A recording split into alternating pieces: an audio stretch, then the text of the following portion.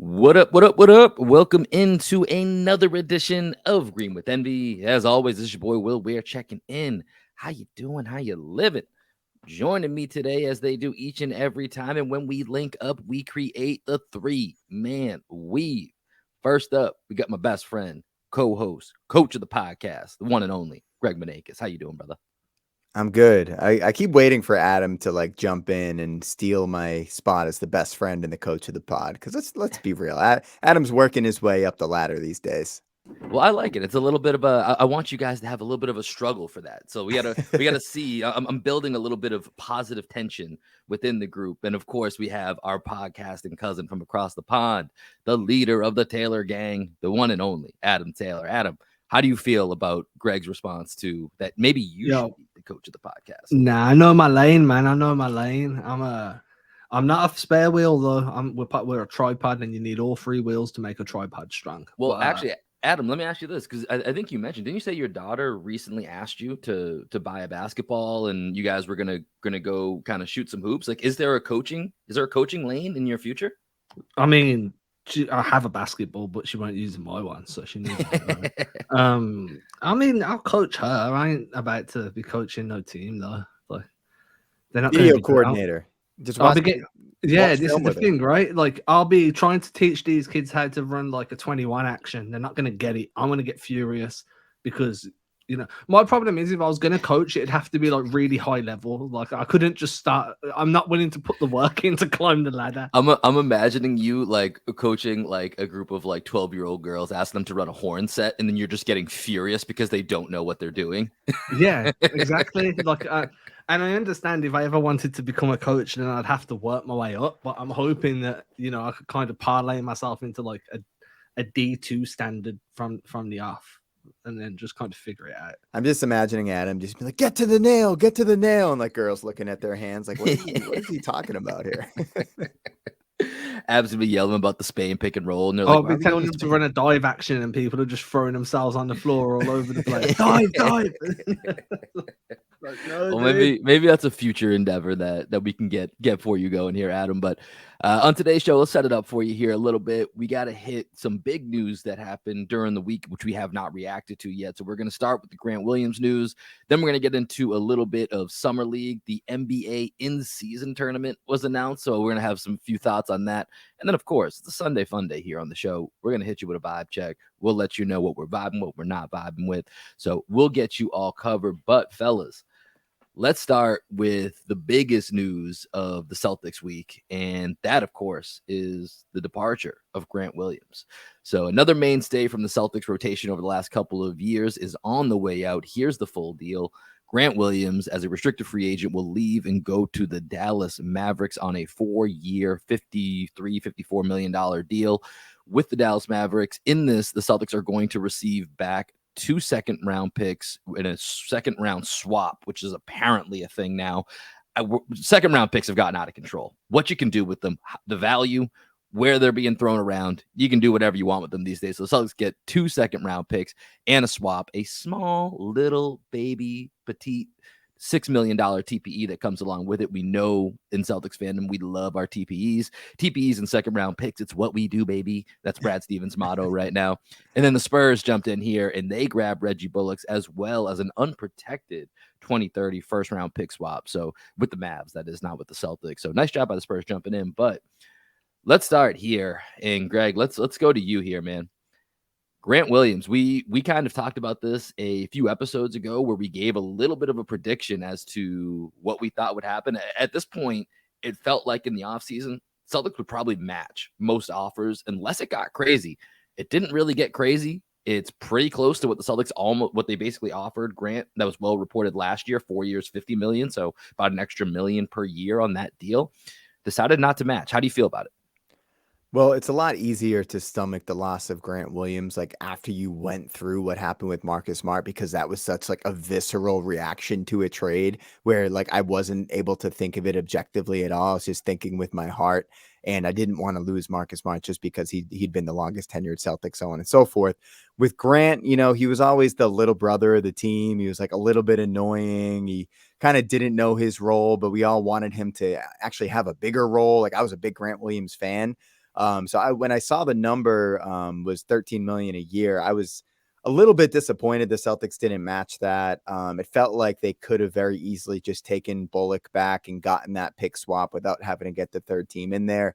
But as you said, second round picks are becoming increasingly valuable to get deals done.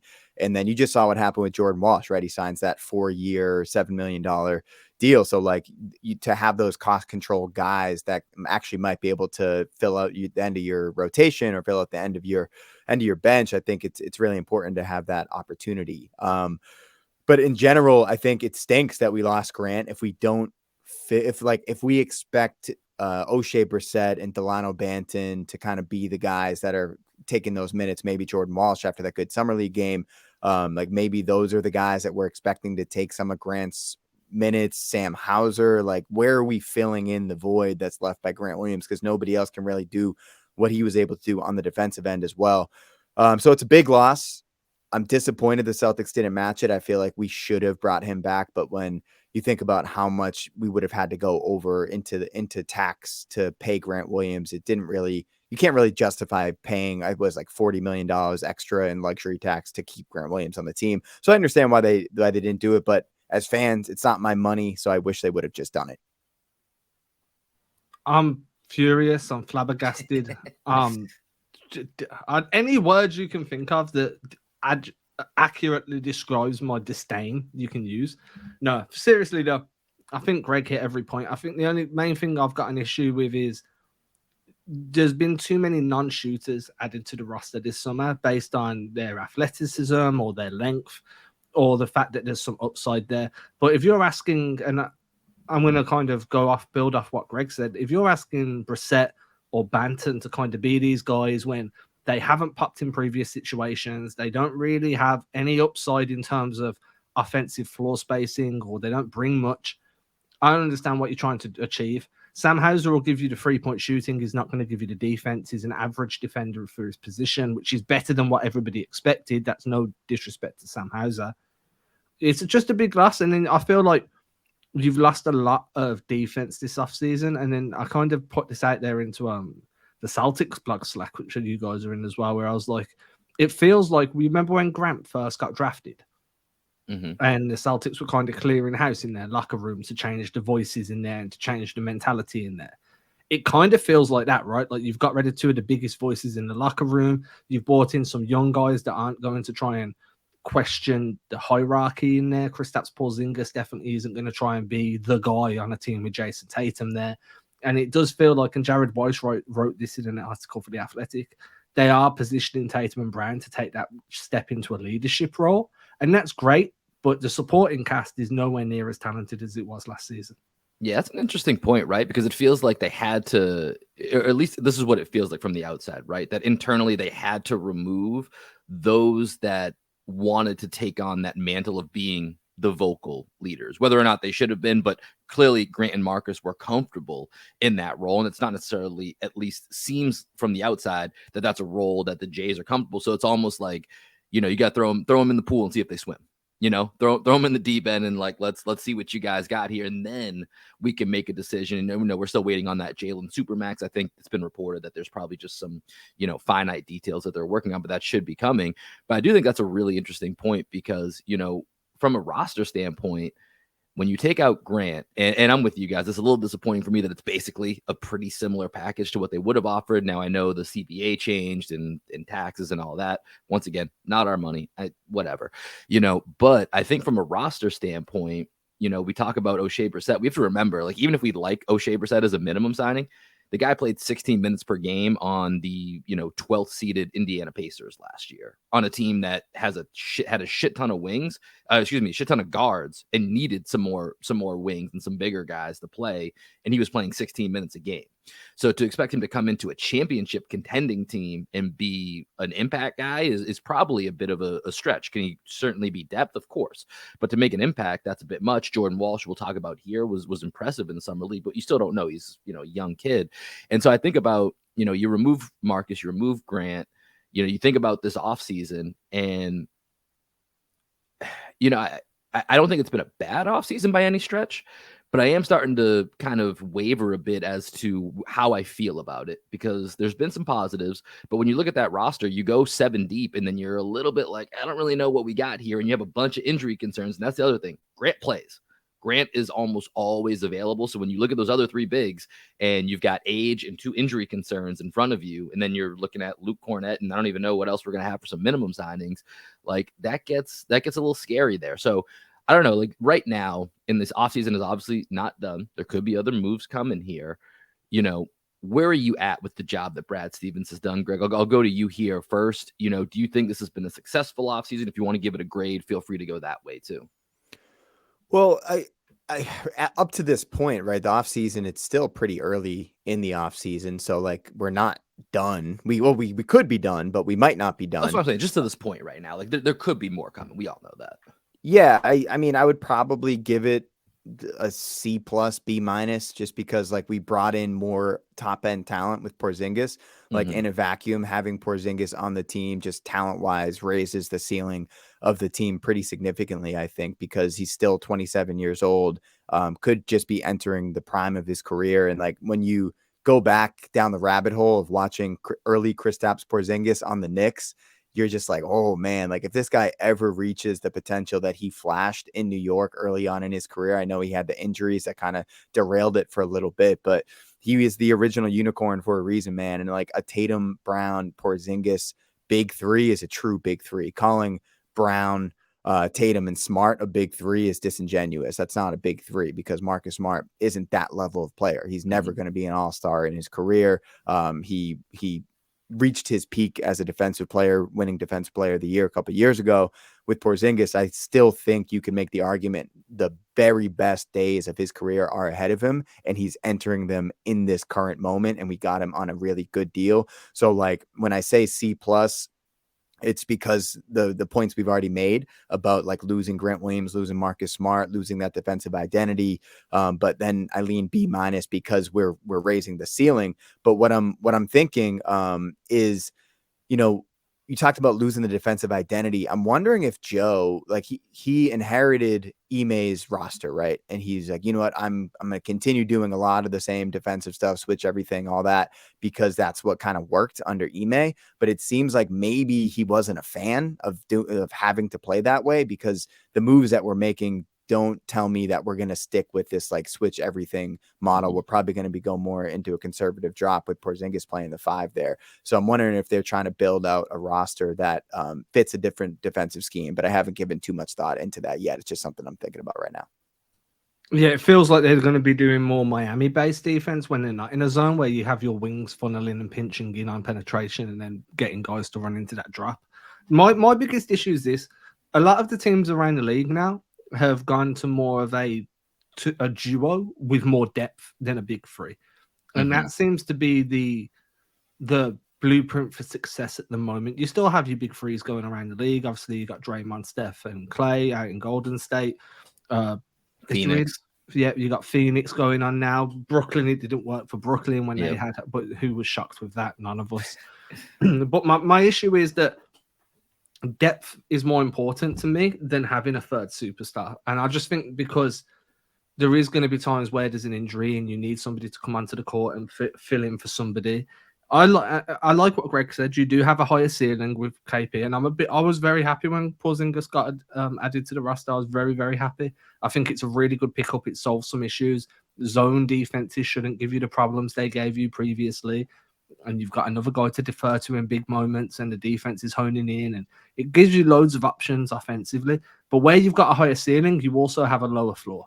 Yep. And this is the problem for me. Like, Celtics fans were unhappy with an Eastern Conference Finals exit. Well, the floor on this team as a bottom floor, with the injury concerns and stuff, is potentially a second round exit. You know what I mean? And then obviously the ceiling is an NBA Finals, you winning a championship because the talent's there in that 7-man rotation. I think that if we're going to judge the off season as a whole, we do need to add the coaching additions in. Yeah. So I'm going to give it a B because they've really improved the coaching staff. They've added another star, genuine. I wouldn't call him a superstar, but he's an all-star. And they've lost some depth to do it now. Unfortunately, as you saw with LeBron's super teams over the years, if you're going to have 3 big names up top, you're going to have some unquestionable names down bottom. That's just the way it works. Real quick, before we take a break here, let's go Adam, Greg, and then me. Give me your favorite Grant Williams moment. It doesn't have to be your favorite, just your one that you like the most. I'm gonna make them both. Which, by the way, did you see the ratio Donovan Mitchell put on him on Twitter with that? No. Oh, it's so fucking good. So Donovan Mitchell, or I think it might have been the Cavs, like Twitter, had a video or a picture of him working out, and he was doing the bench press, but he had like a little pad for when you bring it down to your chest. And so Grant was like, "Oh, old man got a pad," or something like that, trying to, he's doing his Grant thing, trying to flex a little bit. And Donovan Mitchell just sent back the video of him saying he's gonna make 2, and it was just over. It was over. I think Grant tried to come back with a response, but it was done with. Yeah, that's the first one that comes to mind. I think the fact that Grant Williams like attends the white parties is hilarious, just because it's like him and Mo Bamba. It's like, why are you guys at this party? Just, Tobias Harris got an invite there. I saw one meme where it's like there's like a guy clearly like yelling into like this woman's ear, who's like not listening, and it's like Grant Williams trying to hit on like Kourtney Kardashian or something, like at the white party, and they're like, "Who is this guy? Like, how did he get in here?" But yeah, Grant was a character, man. I mean, I think we'll always have Game 7. I think from an on-court perspective, that will always be what we remember. But I think it was last year, Grant really loved also cleaning up the floor, like mopping the floor like a bunch. Like he would run out with the towels. I always enjoyed that. That was good entertainment. So Grant, his relationship with Deuce also got to throw that in there. That was also the rivalry between Grant and Deuce was great. But Grant, we'll miss you. Let's take a quick break and let's talk about some Summer League.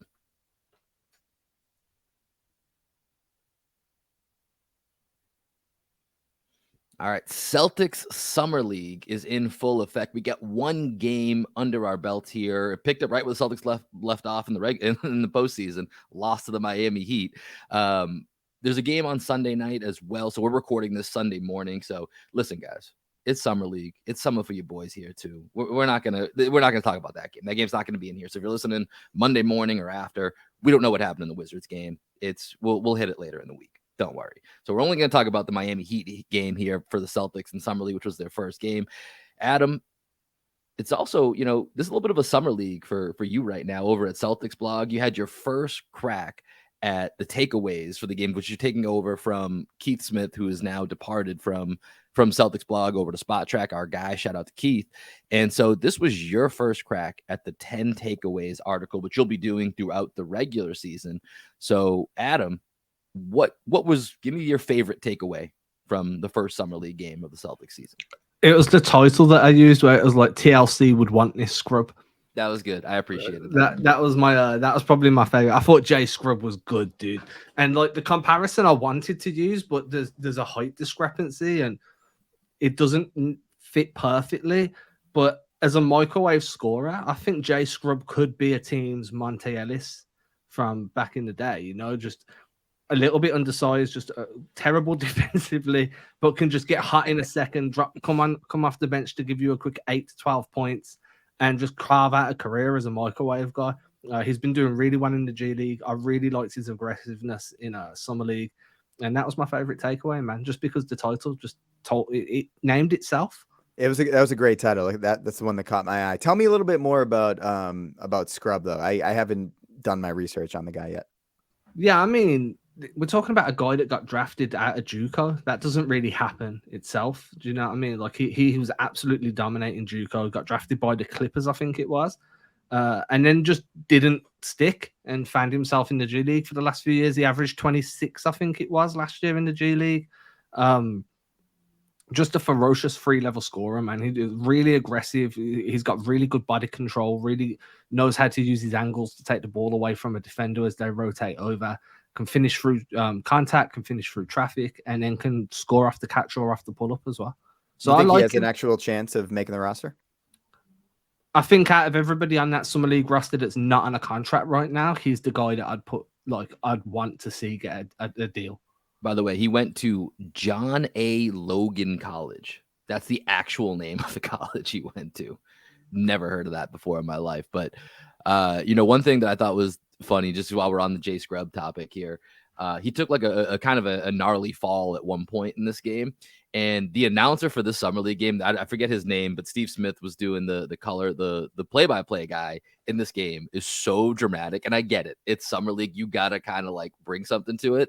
But the way that he talked about Jay Scrubb taking this fall, if you were just listening to the audio and you didn't have the visuals, you would have thought it was Gordon Hayward part 2. And Jay Scrubb was up and walking around completely fine within 15 seconds. It was just so over dramatic. But I caught up this morning. I didn't catch the Summer League game yesterday. I caught it this morning right before we recorded here, man. And Summer League is Summer League.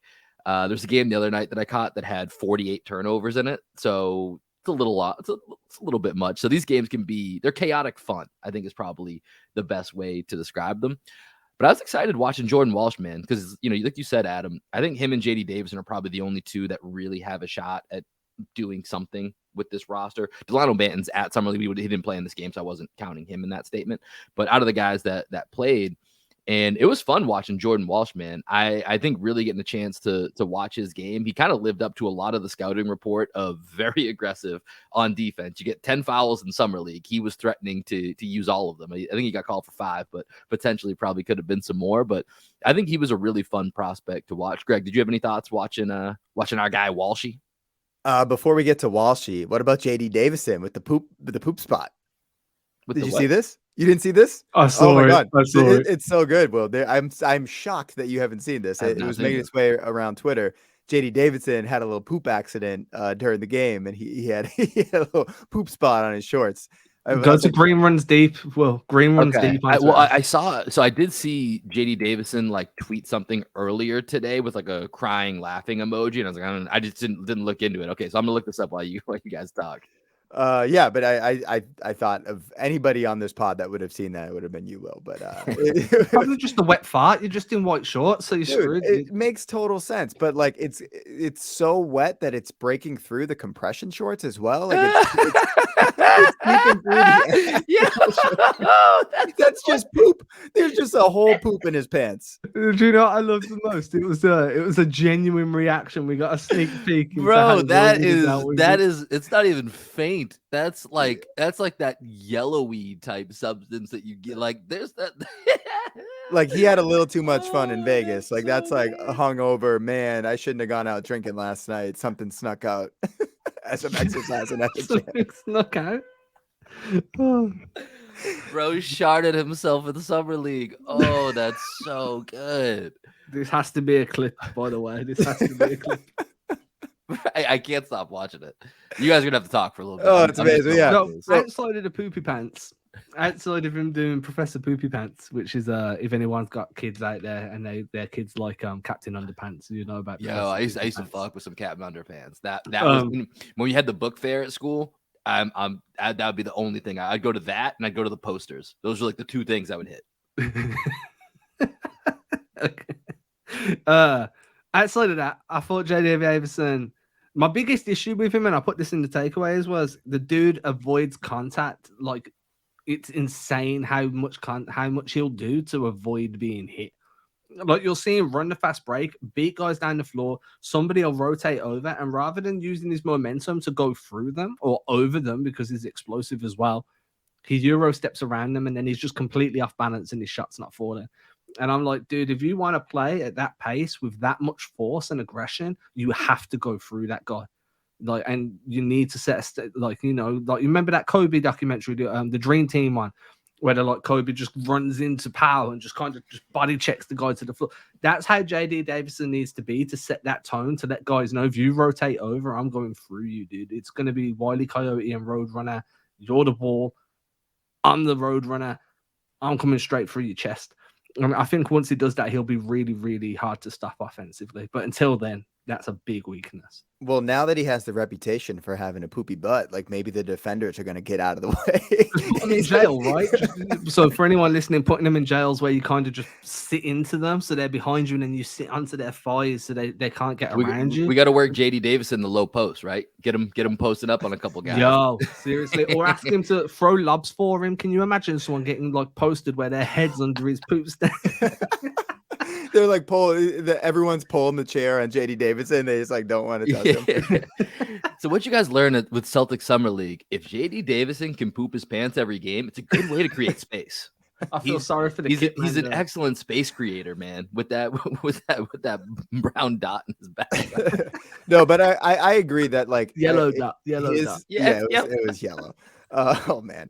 But I think that his ability to run a pick and roll, like with a lob threat, if you wanted to, like say we move off of Peyton Pritchard, I don't think we will. I think we're going to keep Peyton Pritchard going into this next Congratulations season. to Peyton Pritchard, by the way. Oh yeah, got engaged. Shout out to him. Engagement boys over here. My man got the quick trigger on the court and off the court. 6 months and he's ready to go. I don't think she would have said yes if it was a quick trigger off the court. Off-season content. Off-season content. Okay, but anyway, JD Davison, I think his ability to run a pick and roll, it's interesting, right? It's intriguing because we don't really have that guy on the roster that just has a natural feel for run and pick and roll. I think like him hitting the short roll probably isn't. It's a little clunky right now. Like I don't think he has great instincts and has great timing on him hitting the short roll. But I do think when he gets full speed towards the rim, the floater, like Trae Young floater, is he going to shoot the floater or is he going to throw the lob? Like in that area, I think he's got really good instinct. So he's an interesting prospect. I'm going to be tuning in to the Summer League game. Was it tonight or tomorrow? Sunday night. Just to continue to watch that progress. Cause I haven't watched a lot of the guy. I only watched the highlights of this first game. I didn't have the time to sit down and watch the whole Summer League game, but I liked what I saw out of all the clips for him. Shout out to our guy, Tomek with the YouTube highlights. So, yeah, but I mean, do you want to talk about Jordan Walsh? I feel like we haven't talked about him yet. Yeah, let's talk a little bit more Jordan Walsh because JD Davison for me, like I just don't. I don't know. We'll see. I don't think he's going to be a guy that can really make an impact. I could be wrong. You know, I've been wrong many a time. It wouldn't be the first time, but I just don't really see it. Jordan Walsh, however, you know, I thought it was super encouraging watching him knock down shots because that was the biggest thing. Like you said, Adam, the Celtics this offseason, right? They've addressed not having enough length, enough size. They've gotten longer. They've gotten taller. But they've reduced their shooting capability, especially with Grant leaving now as well. And so if Jordan Walsh is going to, you know, crack some of those rotation minutes or build up throughout the season, like that's a must, is that he has to be able to knock down some shots. And the stroke looked good yesterday, man. You know, I mean, I don't think he needs to be, you know, Duncan Robinson or anything out there, but, you know, with the defense and the length that you've talked about, you know, with that long, you know, 7 foot plus wingspan that he has, like he's going to be able to give you some minutes, especially if you can kind of let him, you know, take over the Aaron Nesmith Tasmanian Devil role where it's like, listen, man, you're playing 15 minutes. If you foul out, you foul out. But like, you know, go balls to the wall. We'll work on like developing this over time. But for now, just be that guy that's a disruptor. And you could see elements of that. And so I think in this first game, that was really my biggest takeaway was just getting a little bit excited for the Jordan Walsh experience. It's just a matter of can they find minutes for him? But I'm excited to watch him a little bit more here in Summer League. So when you was talking, I was trying to find exactly how many shots he contested as in college, and I just didn't find it quick enough. And the reason I was doing that was because you were talking about the length on his wingspan and how quickly he can close out to guys. And if you was you watched the whole game, right, Will? Yeah, I watched it this morning. All right, so there was a possession really early in the game where Walsh is trailing the action. So everything's happening in front of him. He's around the halfway line. Half court line, whatever you want to call it. Mm-hmm. You've got somebody, I don't know who these Heat players are. I'm not even going to try and get, you know what I mean? There was a guy from England. I can't remember his name, but there was a guy from England. Well, I hate him instantly. You've got Miami Heat guy with the ball in his hand. He's about to shoot. Somehow, Walsh gets back into the action from the rear view, puts his arm up, and his arm literally comes over the guy and in front of the ball. And like Walsh is still like 3 or 4 steps away. It's like some fucking Space Jam shit. Yeah. You know what the Stretch hell? Armstrong. The guy obviously bails out the idea of taking the free before he even puts the ball on the floor. Walsh is in front of him and then just guides him towards literally nowhere, just takes away the driving angle. And that's going to be exactly what he brings to this team in the short term. I don't want to get hyped up on the fact he hit a few threes or there was one where in the fourth, I think it was, he done that snatch back dribble. Mm-hmm. Took a few steps, snatched it back, created some space, and then clanked the jumper. That was the mid-range jumper, right? Kind of like in the that elbow extended, that free throw line. But the fact that he had that snatch back dribble, I didn't know that was in his bag. The fact that we saw him initiate some pick and roll actions, I didn't know that was in his bag. He initiated some bringing the ball up on offense, I didn't know that was in his bag. Honestly, once the regular season starts, any minutes Walsh gets, it's not going to be in his bag because he's not going to have that scope, right? So I agree with you. The Tasmanian Devil crash roll, like just come in and be a wrecking ball, and we'll just sing Miley Cyrus every time you're on the floor. I'm completely fine with that. So, what do you make of his feet on defense? I've watched a little bit of tape of him, and like there are some times where I'm like, oh, I see the potential with just like the length and measurables, but sometimes like his feet. Like I don't know if it's position or like his hips might be high or something, but like I'm a little bit concerned about his ability to move his feet at the NBA level. Yeah, he how can I put it? The way I kind of taught it to myself was he walks instead of slides, or he runs instead of slides, right? His feet don't move. They don't glide the way high-level defenders usually do. Everything's usually quite smooth and their body kind of moves. But I think my take on that is he's got the ultimate get out of jail free card with having arms that Eminem wouldn't want to slapbox with. So that to me, the footwork can be taught. Footwork is a taught skill. It's not something that's you're born with it or you're not. It's not like Steph Curry's shooting range that is partially taught, but you need to be a good hand-eye coordination anyway. So maybe I should be thinking about it like early career Rob Williams, just like he's got the great, he's got the instincts, he's got the talent, but like he's going to have to learn a lot about positioning and where he needs to be on the court with those feet. Exactly. And like I think that learning from Al Horford's going to be big for Walsh, just in terms of understanding angles and understanding how to kind of use your body to take away lanes rather than having to put yourself into the lane. If you just position yourself in a certain way, there's not really a lane there anymore because you've consumed 35-40% of it, and now it's difficult. Yeah, he's got to be like Drake, got to hit them angles, but Jordan Walsh, really, really active. And there's a moment actually, Adam, that I wanted to bring up here quickly because it's Charles Lee that's coaching the summer league team, I believe, right? Was he coaching last night? I can't remember if it was. I have no idea. I can't remember. It was Dobbins, wasn't it? It was Dobbins. Okay. Tony Dobbins. Well, either way, like the one part that I thought that was interesting was early on in the game, and the Celtics did this kind of throughout, where they put a little bit of pressure as the Heat were bringing the ball up. At one point, they dropped into a zone. I think they only did it for 1 or 2 possessions, but I just thought that was interesting because this team notoriously doesn't ever play zone, hasn't really ever played zone, over the last several seasons. And, I do think that zone can be a good wrinkle. We've seen it certainly work against us, yet we've never tried it really, as something that we can use to weaponize against other teams. And so even just seeing that for a moment made me think, okay, maybe, bringing in some of these new coaches that we talked about, maybe this is a little trial period for them as well, because I do think if you can at least experiment with that in the regular season here and there for a spot or two, it can be something you can maybe bust out if needed in the postseason, but you're never going to be able to use it in the postseason if you don't try it. But it was just one of the first times I've really seen, any version of a Celtics team drop into a zone. So it definitely caught my eye that they did that for a possession or two. Yeah, they went 2-3 press for a possession, and then they went 1-2-1 on the next defensive possession down. The 1-2-1 was the one I found. No, what?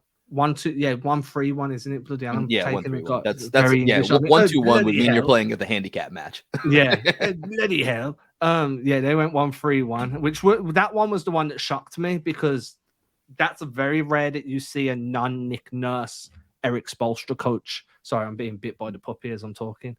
Run that type of zone, but the 2-3 press, I like that. I think that you could use that early in fourth quarters when you're chasing a game or when you're trying to just really mess up a team's rhythm coming out of a timeout, just run that for a possession or two. I'd like to see them incorporate it a bit more. They have the size and length now to actually be a good zone defensive team. Yeah. No, I agree. It's summer league though, so we got a few more games. We'll hit that later in the week here, but let's take a break and guys, let's get excited. It's in season tournament time. Be right back. All right, so with and I'll be honest, this kind of went right over my head until this morning. I didn't even realize that they were going to be unveiling the in-season tournament, but this has been part of the NBA's effort in Vegas to really make this into a festival, an event. They have the first ever NBA con. Honestly, it looks pretty cool. Once again, part of our goals for next year, 3-man weave. We will link up in Vegas. We're going to manifest it. We're going to talk it into existence. We will be in Vegas for Summer League next year. Dude, we talked the meetup in Boston into existence with Adam coming to meet us. That's in what Boston. I'm saying. So we're going to have to put it on the podcast over and over again, where now it's like, guys, where's Green with Envy? We expected to see Green with Envy in Vegas, and now we're gonna have to hold ourselves accountable for that next. Can we get T-shirts? We're gonna have a bachelor party or bachelorette party in Vegas. Well, people need to know we're there, right? Like if we've got it on, like Green with Envy asked me about my podcast on the bar. No, dude, we can get Adam a tiara to wear. I mean, that's a bit uncalled for with my beard. But with this, they've announced the in-season tournament, which I'll be honest, I've had kind of like mixed thoughts of like, what is this going to be? But it kind of got me excited hearing some of these details. So the basics of it is that there's going to be group play in November, basically from starting November 3rd. And it's going to be Tuesdays and Fridays. There'll be group play that takes place. And eventually that will lead to a knockout round of 8 teams.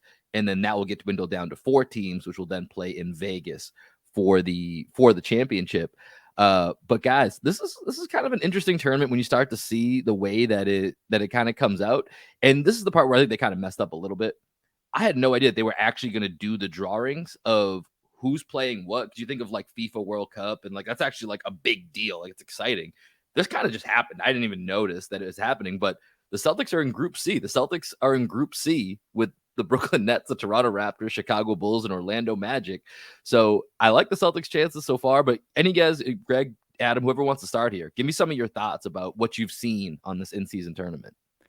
I thought the Richard Jefferson promo was actually really well done. With all the layoffs at ESPN, keeping Richard Jefferson around, I think he's one of those rising stars. I mean, excited to see that dude. I like Richard Jefferson. I think he's cool. He's a little corny, but he's like kind of like the new age Reggie Miller. Just like he's good corny. He's good corny, right? Reggie Miller, I think that voice has gotten a little tired throughout the year. So shout out to Richard Jefferson. But I think also real quick, Greg, Richard Jefferson, big unbuttoned guy. We've been talking about this Adam. In real life. Greg has gone into he basically only wears button ups, like short sleeve button ups, because it's hot in the summertime here. But it's like if there's 7 buttons, he maybe has 2 or 3 buttons that are actually connected. All the rest letting it fly. RJ, big guy of that as well. So I see the connection. I've been on Chest Quest 2023, baby, hitting the bench press, trying to look good. Quest. No pads out here on the bench press, baby. No pads. No pads. If you had a yellow stain in your shorts when you lift too heavy. I mean, there's a reason why I wear colored shorts to the gym. I'm not wearing all white. Like, come on now. But I think the in-season tournament, I'm that Group C is fun. That's a fun Group C because the Bulls they still believe right as of right now that they can compete in the Eastern Conference, and like you're gonna have teams that want to build some momentum, and if they can't build it through 82 games, maybe they can build it in this in-season tournament, right? The Orlando Magic, the Chicago Bulls, the Toronto Raptors, all these teams that like in the past have convinced themselves or tried to convince themselves that they're probably better than they are. Now they have a chance to play for something in the regular season with this in-season tournament. I'm expecting the Orlando Magic to come out of Group C. I love the Orlando Magic. I love the Orlando Magic. I'm expecting them to come out of Group C because they're going to be the team that has the most to prove, and they're going to be the hungriest, I think. I think the Celtics aren't going to care about the in-season tournament, just like based off of the history of how the Celtics treat games that matter. Sometimes they show up to games that matter and they don't care about it. Dude, it's only game 2 of the Eastern Conference Finals. We'll show up when it matters. What do these teams? Okay, so obviously they've taken this tournament format from European soccer and other European sports. Now, in European soccer, when you win a cup tournament, there's a prize at the end, right? Usually it's like Mhm. qualification to the Europa League, like the second tier of the Champions League. What does the winning team get? It's just financially driven. I forget exactly what the payout is, but the I winning think team gets each player gets like $1 million or something. something like that. Yeah. Oh, people can be hooping. You tell me there's $1 million on the line. I'm fly kicking people for rebounds and every $1 million, bro. Do You know what they need to do is for the championship game, kind of like for WWE, where they have what is it, the money in the bank or whatever, and they have like the suitcase hanging Yeah, above the and ring. the ladder They need to matches have that for the championship game, and then when they win, it just like it unlocks and the opens. money goes flying out. That'd I'll be do great. that. So the Money in the Bank, just for anybody that isn't a WE fan, Money in the Bank is if you get it, you carry it around. You basically have a title shot whenever you want it, right? So like what usually ends up happening is someone will hold on to it for 6 months until the champion's just had his ass, like just had a big time fight, he's dying, he's just won by the skin of his teeth. Then you run in with your Money in the Bank and then you punch him once, then you pin him and it's yours. It's so predictable, but it's hella fun. I'd like to see that where like you're in the middle of the NBA finals. It's game 7. The Warriors have just the Warriors have just lifted the championship, and the Celtics rolled up with their Money in the Bank. Like, now, motherfucker, first to 10. Who's the champion now, bitch? Like, it becomes so gimmicky, and everybody would hate it. But just for one time, I think it'd be hilarious. Other than that, I'm fine with it. I mean, just the other detail is to remember as well is all games will count to regular season record. This won't be adding games onto the schedule. They will count to your, and obviously regular seeding schedule record counts towards your seeding and your conference position. I like it, man. I mean, I saw somebody tweet this out earlier. It's just a way of keeping NBA fans entertained in December. Yeah. When, you know what I mean? It just adds a little bit of spice back to the season midway through where the ratings fall off a little bit. Anyone that creates content based around the NBA knows that you get midway through. It's always good at the start of the season, at the end of the season, and during the off season. That midway point, numbers everywhere just start to drop off. So having this tournament hopefully will keep the NBA relevant year round. And then that's what they're aiming for. Yeah, I mean, number one, it's great for us because we just have more content where we can act like, I don't know, he just made the all-tournament team. You telling me that this guy is not one of the best 25 players in the league? He's all-tournament. You know, so there's going to be a lot of like good bullshit content like that. And it's just different. And, you know, and one of the things that I really need to have happen. So there's the three groups in each conference, and the winners of each of those groups move on to the knockout round. And then there's the wild card, which is, you know, going to bring all the drama to the tournament. And so then that will be the team, the best second place team within those groups. And so that's going to have to be decided by a couple different tiebreakers. So here's my favorite part. So they have 3 different ways that it's going to kind of play out as to what could happen if like it's 2 teams that are 3-1 or whatever, or, you know, 2-2 with whatever. So first they go to point differential. So if that's tied, then they'll go to total points scored in the group stage. And if that's tied, then they would go to their regular season record from the year before, which is kind of a weird way to do this, for that's going to have any determination of what could happen here. And then here's my favorite, and I need this to happen because whether it's Twitter, Threads, whatever is in existence by the time we get to December, NBA Twitter would lose their fucking minds. The next tiebreaker is a random drawing to decide who moves on to the next round of the knockout stage. So for the NBA trying to make us care about this, I need to have 2 teams that have the same record and all the other things match up the same. And then we just have like, you know, Adam Silver picking a name out of a hat. And then that's the team that goes on. I need that chaos in my life because I think it would be so highly entertaining. There'd be a civil war between states. It's just such a dumb way. Like, we're gonna go back to last year's record and then we're gonna just draw a name out of a hat. I don't know. At that point, you might as well go like Troy rules. You know, the movie Troy, where they just like pick the ultimate warrior from each side and they just have them go head to head. That would be sick. A little one-on-one. Dope. I was looking at. I'm trying to think. That would have been earlier. Better.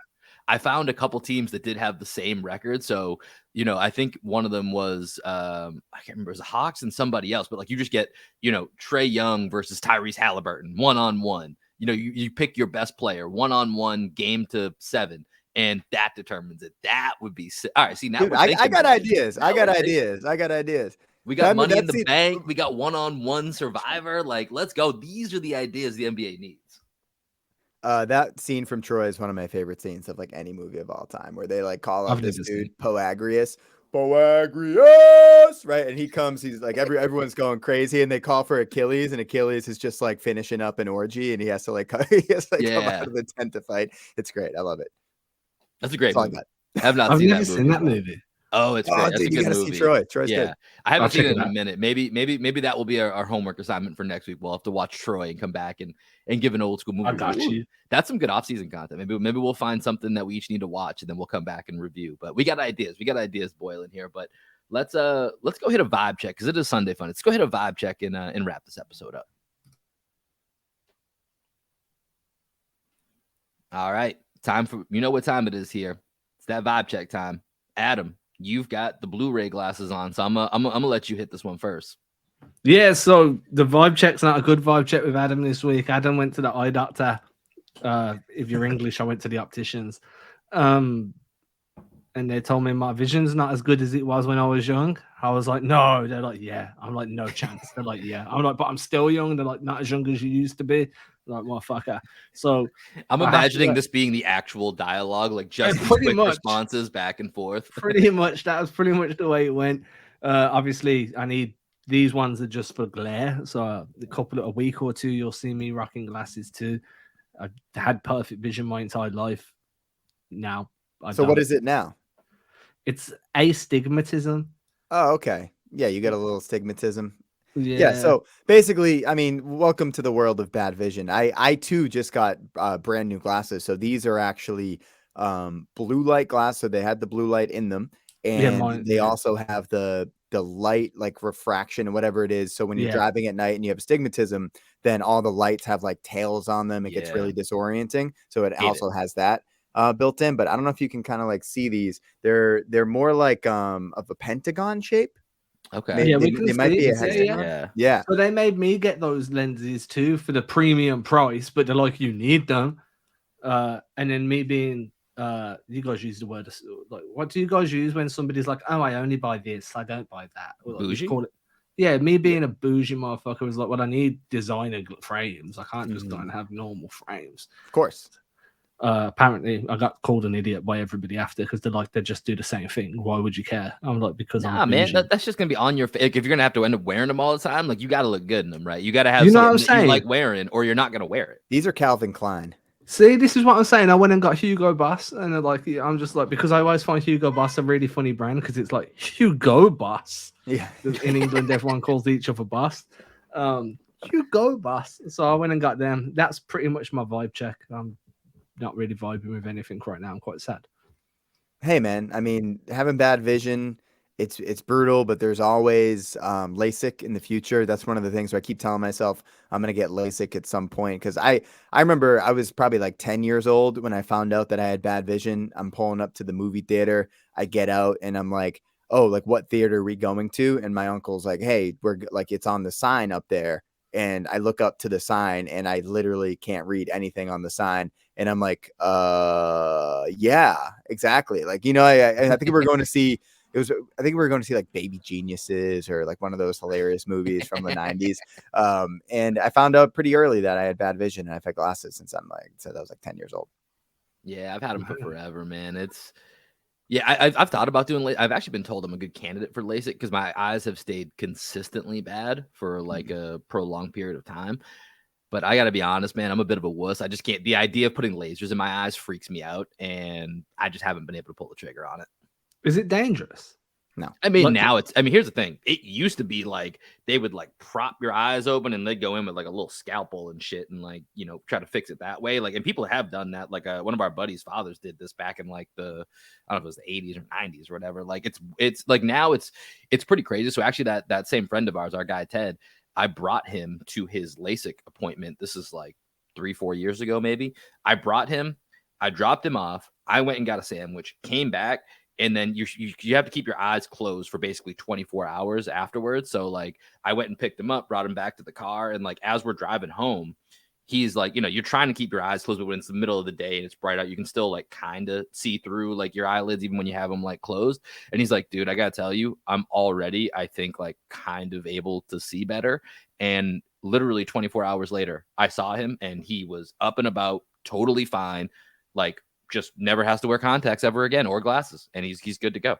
Bro, you know what's crazy when you just said that? When you close your eyes and like you like not wearing contacts or whatever, isn't it weird how you can like see blurriness with your eyes closed? Well, that's what I'm saying. Like, you can't like fully see, but you can like see, I don't, yeah, blurriness, I guess. Because you're still seeing, you're just seeing like the inside of your eyelid. So like your vision isn't good just because your eyes are closed. Your vision's still bad. You know. Yeah. Anyways, I'm going galaxy brain. Sorry. I might have to come to America and get LASIK. Yeah, man. I mean, honestly, like I've seen it Is it work. expensive? It's like $5K or something. I think it depends where you go, obviously, but like I think it was like around $5. I've looked into it, it's like around $5K from what I've looked up. But I'm just afraid of the lasers, man. I don't know. Something about it Does it just hurt? doesn't sit me right. I don't think so. No, it's supposed to be honestly, it's like 10-15 minutes, pretty quick in out. You do like a little like pre-check, come back a week later, they pop your your eyelids open, do the laser, 10-15 minutes. Close your eyes for 24 hours, and then you're good for the rest of not the rest of your life, but until you get like older, and then everyone's eyes start to deteriorate when you're in your 60s or 70s or whatever. But yeah, so LASIK, it's an option out there, folks. Greg, what's your vibe check? Well, the first thing I had written down was my new glasses, but since we've already covered optometry, I'm going to move on to no more optometry talk on the podcast. Oh no, please stay with us, people. Stay with us. I'm going to move on to the UFC because I'm a big UFC guy. I didn't get to watch it live because I was out celebrating a friend's birthday last night, but Alexander Volkanovski retaining his belt last night against Yair Rodriguez. The highlights are insane. Volk's one of the all-time pound for pound champs. Shout out to him. I'm excited to see what comes next. And then big time UFC prospect Bo Nickel, who's like an all-time American collegiate wrestling champion, one of the biggest UFC prospects in like the history of UFC. Pretty much like a LeBron James type prospect or Wemby to flavor of the month. Wemby type prospect came in, knocked the dude out within like 35 seconds. And he's known for wrestling. And he showed last night that he got them hands too. And he laid this dude out. So it's really cool just to see like the hype train. It reminded me of WCW back in the day, Goldberg, who's next. Right. So like that's the kind of vibe I'm getting with Bo Nickel is he's on that Goldberg tip. So really fun watching those highlights. I was at this party and I kept pulling on my phone to check Twitter, but I have to like go to the bathroom multiple times because I don't want to be like checking my phone in front of the party. So I went pee like 5 or 6 times during the night just to check my phone. And I'm excited to see what's next for Volk because there's talk of him fighting Islam Makhachev again, or he might fight this other dude, Ilia Topuria, who I think would be a really good fight as well. So just excited about the UFC. Adam, I know you're a big MMA guy, but not necessarily a UFC fan. So if you have any thoughts, feel free to jump in. Which one of these guys would you fight? I mean, so here's the thing. I've been like, I think we've covered Basically, this. Who would you prefer to be your executioner? Yeah. I mean, I just watch it and I'm like, which one of these guys if I had no choice, if I'm in a bar and one of these guys just wants to beat me up, which one do I feel like it would either be over quickest or I'd stand enough of a chance to like get away? Dude, I mean, I would be in the hospital. I would be in the hospital for weeks, regardless of who hit me. If it was Bo Nickel like body slamming me or Volk just like 1-2ing me, I would be done. I'll tell you what, I'd much rather get knocked out than get slammed to the ground. I agree. Because getting slammed hurts. So because it like getting knocked out, it's such a it's a smaller surface area, right? When you get slammed, it's like your entire back, your shoulders fucked, your head hurts, your legs are stinging. You're like, fuck, man. Yeah, you can't breathe. Yeah. I'm with you on that. I think we talked about this on the pod, but I've been like sort of training, quote unquote, MMA at the gym and like boxing at the gym where they got the heavy bag. So I've been watching a lot of like training videos, and I'll go to the gym after I finish like my lift or my cardio, and I'll spend 10-15 minutes just working on some footwork, hitting the heavy bag, working on some combinations. So I feel like if you see me at the gym, especially because I got the man bun going, and if you see me like working out in the heavy bag, you might think that I know how to fight or that I do UFC.